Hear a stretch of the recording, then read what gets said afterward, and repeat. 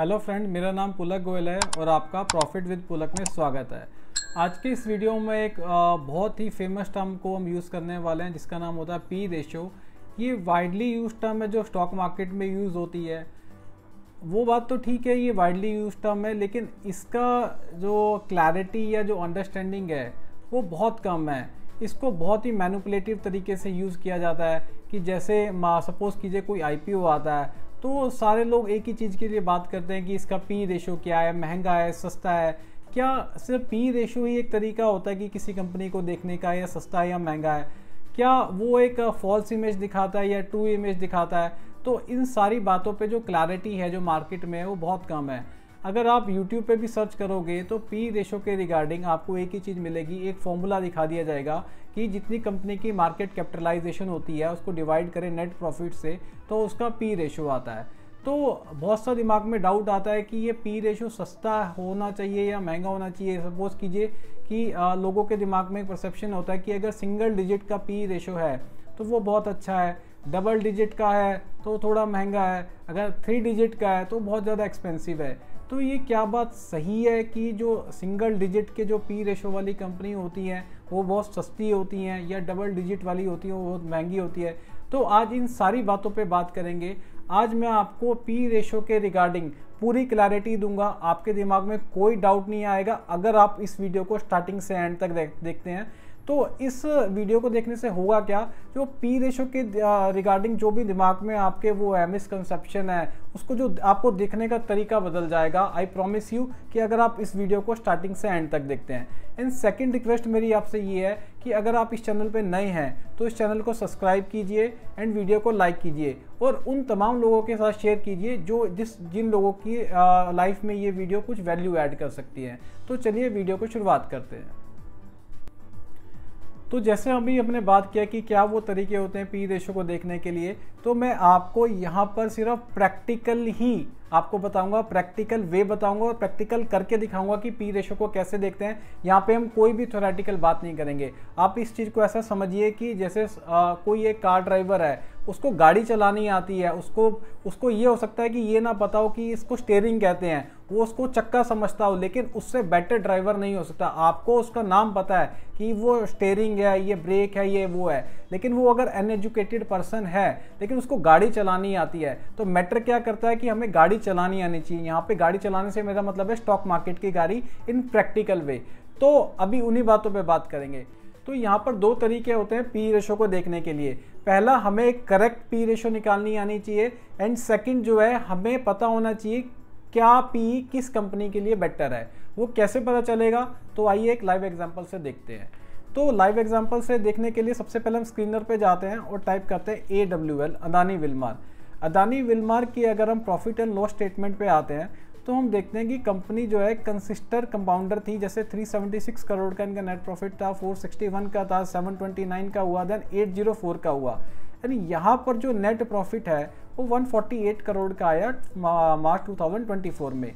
अब जिसके कारण जो है इसका जो नेट पी है, पी रेशो जो है वो आया 283 का। अगर हम स्क्रीनर पे जाते हैं, अदानी विल्मार को जाते हैं और प्राइमरा फेसी हमें सेकंड टर्म ही पी रेशो नज़र आती है और यहाँ पे हम देखते हैं 283 का पी है। तो 283 का पी देखते ही हमारे दिमाग में एक माइंडसेट आता है कि ये कंपनी बहुत महंगी है, हमें इसमें इन्वेस्ट नहीं करना चाहिए। लेकिन यहाँ पर कहानी बिल्कुल अलग है। वो कैसे है मैं आपको बताता हूँ। अगर आप इसको ड्रॉ डाउन करके देखेंगे तो आपने देखा कि इसके जो 2 क्वार्टर्स थे उसमें कंपनी ने नेट लॉस पोस्ट किया था। और पिछली वीडियो अगर आपने मेरी अदानी विल्मार पे नहीं देखी है तो मैं आपसे रिक्वेस्ट करूंगा आप अदानी विल्मार की वो वीडियो को जरूर देखें, क्योंकि उस दिख को देखने से क्या होगा कि आपकी जो अंडरस्टैंडिंग है, क्लैरिटी है कि कैसे ऑपरेटर स्टॉक मार्केट में काम करते हैं, कैसे हम एक अच्छी अपॉर्चुनिटी को स्टॉक मार्केट में फाइंड आउट कर सकते हैं, वो आएंगे। तो उसका जो लिंक है मैं आपको डिस्क्रिप्शन में भी दे दूंगा और आई बटन पे भी दे दूंगा। तो अभी हमने देखा कि कंपनी ने 2 क्वार्टर में नेट लॉस पोस्ट किया था, जिसके कारण जो कंपनी का जो नेट प्रॉफिट था वो 148 का करोड़ का आया था, जिसके कारण जो पी रेशो जो है हमें 283 का नजर आता है। क्या ये 283 का है? Answer is no. कैसे, मैं आपको बताता हूँ कि अगर हम कंपनी का ट्रैक रिकॉर्ड देखें तो ऑन एन एवरेज कंपनी का जो नेट प्रॉफिट आता है वो 200 करोड़ रुपीस का आता है पर क्वार्टर। यहाँ पर क्या हुआ कि कुछ एक्सेप्शनल कंडीशंस आए, गवर्नमेंट की साइड से रेस्ट्रिक्शन आए इंपोर्ट और एक्सपोर्ट को लेकर पाम ऑयल के, कि इसमें जो हम इतना इंपोर्ट एक्सपोर्ट नहीं कर सकते। कंपनी की जो इन्वेंट्रीज थी उस पर मार्जिन का असर आया, जिसके कारण कंपनी को टेम्परेरी लॉस पोस्ट करना पड़ा। लेकिन आज की डेट में सिचुएशन फिर से पहले जैसी हो चुकी है। वो कैसे पता चलता है कि अगर हम इनके 2 क्वार्टर के रिजल्ट देखें तो आज की डेट में वही रिकवरी हो चुकी है। तो अभी एक हम मान के चल सकते हैं कि इनका जो नेट प्रॉफिट एक क्वार्टर का आता है वो आता है 200 करोड़ का। तो अगर इसको 4 से मल्टीप्लाई करते हैं 201 इंटू 4, तो साल का जो नेट प्रॉफिट है वो आता है 804 करोड़ का। ये कोई हाइपोथेटिकल बात नहीं है, क्योंकि इतना ही जो नेट प्रॉफिट है कंपनी ने पहले भी पोस्ट कर चुका है। और अगर 804 करोड़ का नेट प्रॉफिट आता है तो कंपनी की आज की डेट में मार्केट कैप कितनी है, 44,761 डिवाइड बाय 804 का अगर नेट प्रॉफिट आता है, उतना ही नेट प्रॉफिट आता है, तो कंपनी की जो पी रेशियो निकल के आती है 55.6 की। और यहाँ पे हमें कितनी नज़र आ रही है, 283। तो जो मैंने पहला बताया कि करेक्ट वे हमें देखना आना चाहिए कि पी रेशियो कितनी है। अब 55.6 आ गया, तो एक बार इसका मीडियन पी भी चेक कर लेते हैं। मीडियन पी है 103। तो आज की डेट में कंपनी फॉरवर्ड लुकिंग 2 क्वार्टर जो है 55.6 के पी पे ट्रेड कर रही है, तो कंपनी यहाँ से सस्ती नज़र आती है। एंड सेकंड देखने का क्या तरीका है कि हम इसी के सेगमेंट में जो इसके जो पीयर ग्रुप है वहाँ से इसका पी रेशो टैली करते हैं। वो कैसे टैली करेंगे, जैसे मैरिको, ये भी एडिबल ऑयल में है, तो इसका पी रेशो कितना है 54.3, पतंजलि 70.19, अदानी विल्मार जो 283.08 का नजर आता है वो एक्चुअली में 55.6 का है। एंड ये इन कंपनीज को हम नहीं लेंगे क्योंकि they are very small and जो है ये एफएमसीजी में नहीं है। अगर एफएमसीजी को अगर देखना है तो हम क्या करते हैं, हिंदुस्तान यूनिलीवर को टाइप करते हैं, तो यहाँ से इसका पीयर कंपैरिजन का पता चलता है कि हिंदुस्तान यूनिलीवर 56 पे ट्रेड करती है, कॉलगेट पामोलिव 60 पे पिक करती है, पीएनजी 73 पे, जिलेट 64.85 पे। तो मेरा यहाँ पे कहने का क्या मतलब है कि पहले हमें करेक्ट पी निकालना आना चाहिए। वो कैसे निकालेंगे कि हम देखेंगे कि कंपनी जो है कंसिस्टेंट उसका प्रूवन ट्रैक रिकॉर्ड है या नहीं। अगर है और 1-2 क्वार्टर कुछ ऐसे आए हैं जिसके कारण कुछ टेम्परेरी लॉस कंपनी ने पोस्ट किया है, जिसके कारण पी हाई नजर आ रहा है, लेकिन एक्जैक्टली में वो पी इतना नहीं है, वो एक नॉमिनल रेंज का ही है, तो वो एक बेस्ट टाइम होता है कि किसी भी कंपनी में इन्वेस्ट करने का। सेकंड, हम क्या काम करेंगे कि उसके जो भी पीयर ग्रुप हैं, जो उस सेक्टर की कंपनीज हैं और जो मार्केट लीडर हैं, जो मार्केट कैपिटलाइजेशन के हिसाब से भी बड़ी कंपनीज हैं, उनके पी रेशो के हिसाब से हम देखेंगे कि वो कहाँ पे स्टैंड करती है। अब एक और एग्जांपल से भी समझते हैं। सपोज कीजिए हम बैंक को देखते हैं। बैंक में मैं टाइप करता हूँ HDFC बैंक। HDFC बैंक मैंने टाइप किया तो मुझे इसका जो पी नज़र आता है वो नज़र आता है 19 का। At present HDFC bank is trading as P of 19। लेकिन अगर हम इसका हिस्टोरिकल पी देखते हैं मैक्सिमम टेन्योर का, जब से ये कंपनी लिस्ट हुई है, तो आप देखोगे कि 2019 में भी अगर ये लोएस्ट पॉइंट पे गया था तब भी इसका पी 18-19 की रेंज में था, और जब ये कोविड आया था तब भी 18-19 की रेंज में था, और आज की डेट में भी ये 18-19 की रेंज में ट्रेड कर रहा है। और इसका हाईएस्ट जो पी है वो कितना है 32 का, और अगर 2009 से पहले की बात करते हैं तो 43 के पे भी ट्रेड करती थी, और एवरेज पी जो है 26.19 का है। तो आज की डेट में जो HDFC बैंक है ये अपने 2009 के क्राइसिस से भी नीचे ट्रेड कर रहा है in terms of valuation, and Covid से भी नीचे ट्रेड कर रहा है। तो ये ऐसा अक्सर होता है कि कोई भी कंपनी जो है वो नीचे ट्रेड कर सकती है। अभी इनके स्टॉक प्राइस नीचे नहीं आए। एक्चुअली में हुआ क्या है कि कंपनी का जो पी था वो हायर पी था, वो लोअर पी हो गया, और साथ के साथ कंपनी ने अपनी अर्निंग बढ़ा ली, जिसके कारण जो स्टॉक प्राइस नीचे नहीं आया। वो कैसे पता चलता है, अगर आप अर्निंग की बात देखोगे तो कंपनी की जो अर्निंग है वो कंसिस्टेंटली ग्रो हुई है, कि एक साल भी ऐसा नहीं है पिछले 10-12 सालों में कि जो कंपनी की जो अर्निंग है एक साल भी कम हुई हो या इवन उतनी भी आई हो। लेकिन हुआ क्या कि पी रेशो जो है वो चेंज हो गया। इस तरीके से आप एक तरीके से ऐसा समझ सकते हैं कि सपोज कीजिए हम 1 kg टमाटो खरीदने जाते हैं मार्केट में, और वो 100 रुपीज़ kg मिलते हैं। हमें वो महंगे लिखते हैं, लेकिन उस टाइम पे वो जितने भी लोग हैं वो 100 रुपीज़ पर kg के हिसाब से टमाटो लेने को रेडी है। लेकिन आने वाले 3 या 4 महीने में ऐसा हो जाता है कि लोगों का माइंडसेट चेंज होता है। अब वो कहते हैं कि 100 रुपीज़ पर kg पे टमाटो बहुत महंगे, हमें 50 रुपीज़ में मिलने चाहिए।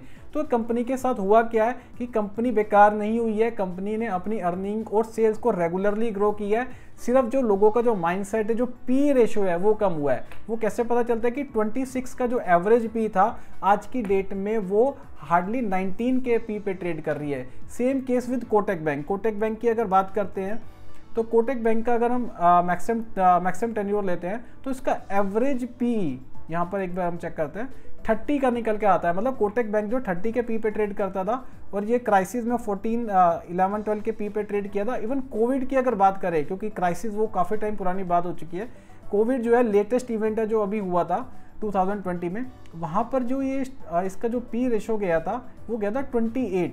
मतलब 28 इतनी अच्छी कंपनी का क्राइसिस के टाइम पे भी जो पी रेशो है वो 28 गया था। लेकिन आज की डेट में कितने पे ट्रेड कर रहा है? वो कर रहा है 18 पे। मतलब जो कोविड के टाइम पे भी जो क्राइसिस आया था, कंपनी की वैल्यूएशन नहीं घटी थी, लेकिन आज की डेट में लोगों का माइंडसेट चेंज हो गया, तो आज की डेट में कोटक बैंक जो है लोअर वैल्यूएशन पे ट्रेड कर रहा है। तो यहाँ पे कंपनी खराब नहीं हुई है, कंपनी का जो नेट प्रॉफिट है ईयर ऑन ईयर बढ़ा है। वो कैसे बढ़ा है वो चेक कर लेते हैं। अगर आप देखोगे कि 7285 almost 10,000 crore, 12,000 crore, 14,925, then 18,213 and 56,230।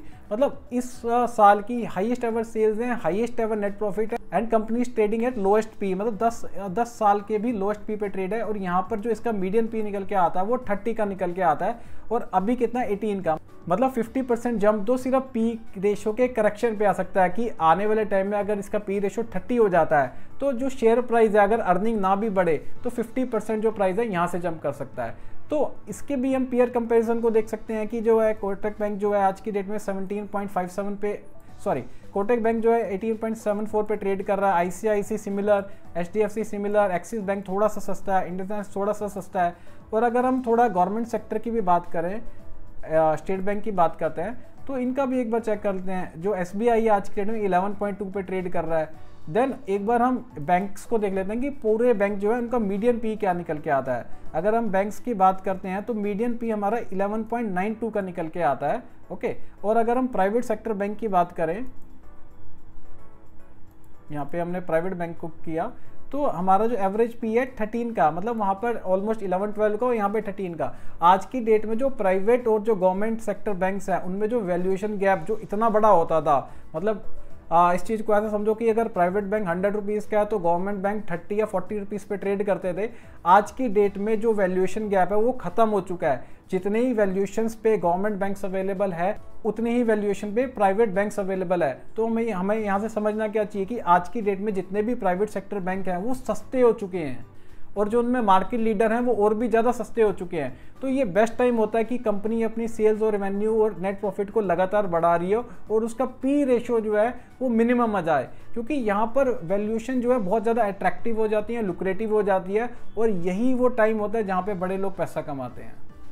आज की डेट में पब्लिक सेक्टर बैंक महंगे हो चुके हैं, तो मेजॉरिटी ऑफ जो समझदार लोग हैं वहाँ से एग्जिट कर चुके हैं और वहाँ शिफ्ट किस पे हो चुके हैं? प्राइवेट सेक्टर बैंक पे। और प्राइवेट सेक्टर बैंक पे शिफ्ट होने का एक मेन रीज़न ये भी है क्योंकि प्राइवेट सेक्टर बैंक का जो मेन काम होता है वो पैसा कमाना होता है। उनको कोई फ़र्क नहीं पड़ता कि सोसाइटी में सोशल इकोनॉमिकल एक्टिविटी मेंटेन रहे या ना रहे, लेकिन जो पब्लिक सेक्टर बैंक होते हैं उनको प्रॉफिट के साथ साथ सोसाइटी में एक बैलेंस भी बनाए रखना होता है कि अगर मान के चलो कि अगर एसबीआई नहीं होता तो हो सकता है कि प्राइवेट सेक्टर बैंक एक डेबिट कार्ड के 2000 रुपीज़ चार्ज कर रहे होते। एक स्टेबिलिटी को बनाना एक कंट्री में ये सारी चीज़ें गवर्नमेंट की ऑर्गेनाइजेशंस का काम होता है, लेकिन जो प्राइवेट एंटिटीज़ होती है उनका एक ही काम होता है कि कैसे हम अपने नेट प्रॉफिट और सेल्स को बढ़ा सकते हैं। तो मैंने आपको बताया कि हमें ये माइंडसेट नहीं लेना कि अगर पी रेशो ज़्यादा दिख रहा है तो वो बेकार है, अगर पी रेशो अगर कम दिख रहा है तो वो अच्छा है। अभी हमने हायर की तो बात कर ली, अब हम लोअर की भी बात करते हैं। अगर सपोज करो कि पी रेशो किसी कंपनी का 2 या 3 दिखता है तो वो क्या कंपनी बहुत अच्छी है? क्या उसमें हमारा पैसा बहुत जल्दी ग्रो करेगा? Answer is no. हो सकता है कि किसी रीज़न से उसका एक्सेप्शनल प्रॉफिट आया हो। जैसे कंपनी के 2 तरीके के प्रॉफिट होते हैं, एक ऑपरेशन से और एक अपने एक्सेप्शनल आइटम से, या उसने कुछ इन्वेस्टमेंट कर रखी है उससे जो प्रॉफिट आया, वो जो प्रॉफिट है जो इन्वेस्टमेंट या एक्सेप्शनल प्रॉफिट आया वो बार बार नहीं होने वाला, वो रेकरिंग नहीं है, वो वन टाइम प्रॉफिट है। कि सपोज कीजिए मैंने अपनी आईटीआर, जैसे सपोज करो मैं अपनी आईटीआर भरता हूँ, मैं अपना रेगुलर प्रॉफिट बताता हूँ कि इतना मेरा रेगुलर प्रॉफिट है या इतनी मेरी इनकम है। लेकिन सपोज कीजिए मैंने अपनी कोई प्रॉपर्टी सेल करी और उससे एक वन टाइम गेन आया, सपोज कीजिए 50 लाख रुपीज़ का। अब मैंने अपनी आईटीआर फाइल करी, वो होगी मान के चलो 60 लाख रुपीज़ की। 10 लाख रुपीज़ की मैं रेगुलर भरता था, 50 लाख रुपीज़ का मेरा आईटीआर में जो वन टाइम गेन प्रॉपर्टी से आया वो मैंने शो किया। तो यहाँ मेरी आईटीआर हुई 60 लाख रुपीज़ का। लेकिन ये 60 लाख रुपीज़ हर बार नहीं आने वाला। यहाँ से क्या होगा कि 60 लाख रुपीस प्रॉफिट, किसी कंपनी का प्रॉफिट ज़्यादा आ गया तो उसका पी रेशो कम दिख देगा, लेकिन वो एक सही तरीका नहीं है, क्योंकि ये जो 50 लाख रुपीस मेरे पास आए हैं ये बार बार नहीं आने वाले। ऐसे ही जो कंपनी का जो वन टाइम प्रॉफिट है, जो रैकरिंग नेचर का नहीं है, उसको हमें एक्सक्लूड करना है पी रेशो को देखते हुए। वो कैसे पता चलता है मैं आपको बताता हूँ। सपोज कीजिए कोई भी कंपनी हम ले लेते हैं, जैसे हम ले लेते हैं इन्फोसिस। हमने इन्फोसिस टाइप किया तो यहाँ पर आप देखोगे कि इनका यहाँ पे कंपनी शो करती है अदर इनकम।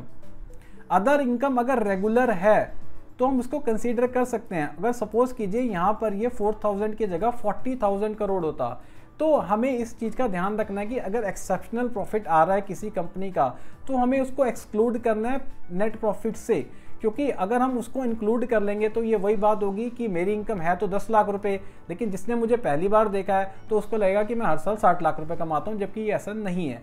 तो सेम केस हमें कंपनी के केस में देखना है कि जो भी नेट इनकम जो आ रही है उसमें जो है एक्सेप्शनल आइटम, जो अदर इनकम वाला जो पार्ट है, जो ऑपरेशन का पार्ट नहीं है, अगर अदर इनकम में भी हम इसको बाइफरकेट करते हैं तो यहाँ पर यही शो करते हैं एक्सेप्शनल आइटम। जो भी चीज़ें एक्सेप्शनल आइटम में आ रही है हमें उसको माइनस करना है, वहाँ से हमें कंपनी की एक्चुअल पिक्चर का पता चलता है। जैसे अभी हमने इन्फोसिस देखा, इन्फोसिस की पी रेशो में लिखा जाती है 23.8।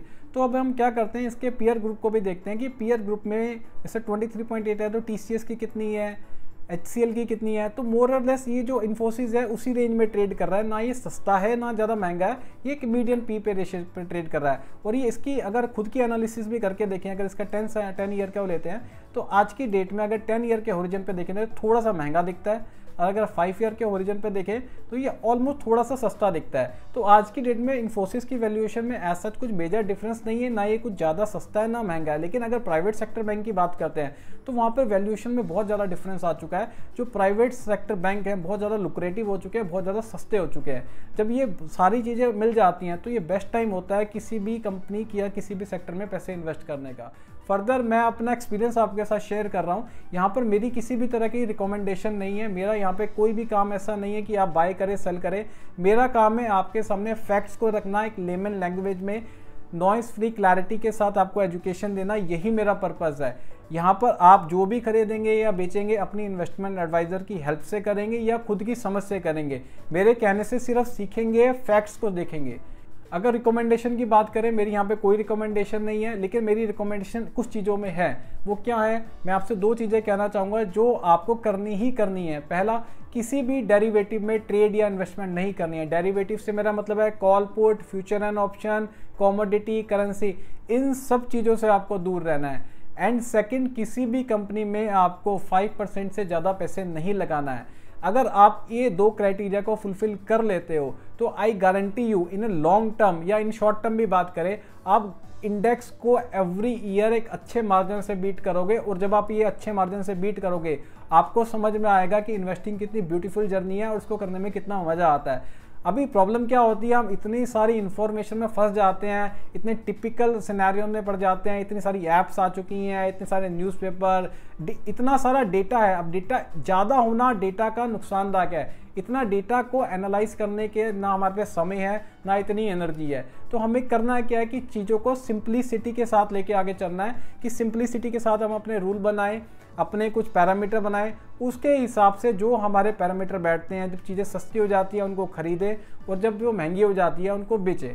बस अगर आप सिंपल सी यही चीज़ भी फॉलो कर लेते हैं तो आई गारंटी यू कि आप इंडेक्स को एवरी ईयर बीट कर पाएंगे।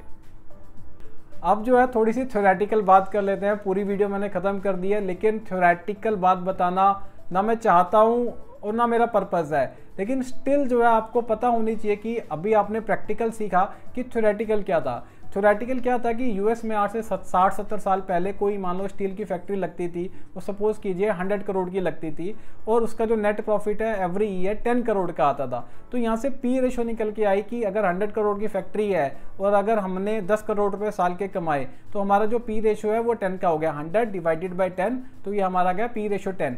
अब ये एवरी ईयर 10 करोड़ का प्रॉफिट आना चालू हो गया। तो क्योंकि इनका जो भी प्रॉफिट आता था ये एक्सपेंशन में नहीं लगाते थे, ये अपने डिविडेंड के रूप में अपने शेयर होल्डर को दे देते थे। तो अब आज की डेट में मुझे भी ऐसी कोई फैक्ट्री लगानी थी तो मेरे को करना क्या था कि 100 करोड़ रुपीज लगाने थे और 10 करोड़ का नेट प्रॉफिट, क्योंकि उस टाइम पे स्टेनलेस स्टील या जो भी मेटल्स की फैक्ट्री होती थी उनका कोई ब्रांड नहीं होता था, उनकी कोई प्राइसिंग पावर नहीं होती थी। लेकिन आज की डेट में अगर बात करें जिन कंपनीज के पास ब्रांड है उनको जो है बुक वैल्यू से कंपेयर नहीं करा जा सकता, उनको बुक वैल्यू से इवैल्यूएट नहीं करा जा सकता। मान के चलो हिंदुस्तान यूनिलीवर, अगर हिंदुस्तान यूनिलीवर को हम बुक वैल्यू से इवैल्यूएट करने लगे, क्या जैसे सपोज करो डव का साबुन बनाती है, हम एक साबुन की फैक्ट्री खोलते हैं, उतनी ही इन्वेस्टमेंट से क्या जो वैल्यूएशन है जो डव की है वो हमारे प्रोडक्ट की होगी? आंसर इज नो, क्योंकि उनके पास एक ब्रांड है, कस्टमर बेस है, उसकी एक सर्टेन वैल्यू है, सर्टेन वैल्यू नहीं उसी की ही वैल्यू है। अब डव भी क्या करता है, या ये हिंदुस्तान यूनिलीवर क्या करता है कि डव का साबुन उसका ब्रांड है, वो क्या करता है कि किसी कंपनी से वो बनवाता है, वो खुद नहीं बनाता। तो यहाँ पर कंपनी कर क्या रही है कि अब एक बार ब्रांड डेवलप कर लिया, उसको बनवाया, अपना लेबल लगाया और आगे सेल आउट किया। तो यहाँ पर जिन कंपनी के पास ब्रांड है, प्राइसिंग पावर है, उनकी वैल्यू है, उनकी पी रेशो हायर है। जो कंपनीज के पास फैक्ट्री है, कोई ब्रांड नहीं है और वैसी ही फैक्ट्री को रिप्लेस करना पॉसिबल हो उतनी ही इन्वेस्टमेंट से, तो वहाँ पर पी रेशो काम नहीं करता। पी रेशो वहीं पर काम करता है जहाँ पर किसी कंपनी का ट्रस्ट हो, ऑथेंटिसिटी हो, ब्रांड हो, प्राइसिंग पावर हो, प्रूवन ट्रैक रिकॉर्ड हो। तो ये सारी चीज़ों का कॉम्बिनेशन जो होता है एक कंपनी को हायर पी देता है। तो आज के इस वीडियो में आई होप आपने पी रेशो के रिगार्डिंग जो भी डाउट्स आपके क्लियर हो चुके हैं कि कैसे हमें पी रेशो को देखना है, कैसे हमें इवैल्यूएट करना है, क्या सही तरीका है पी रेशो को देखने का, और हमें अगर पी रेशो किसी कंपनी का देखना है तो अपने सेगमेंट में देखना है, अपने पीएस ग्रुप में। तो इन सारी तमाम बातों पे हमने बात करी। स्टिल आपका फर्दर कोई डाउट होता है तो आप कमेंट बॉक्स में मुझे पूछ सकते हैं। मेरी कोशिश यही रहती है कि मैं हर क्वेश्चंस का रिप्लाई करूं और हर किसी को रिप्लाई करूं, ताकि जो भी ये नॉलेज है हम आपस में शेयर कर सकें और अपनी इन्वेस्टिंग जर्नी को एक अच्छा कर सके। तो चलिए फिर मिलेंगे एक नई वीडियो के साथ, तब तक थैंक यू।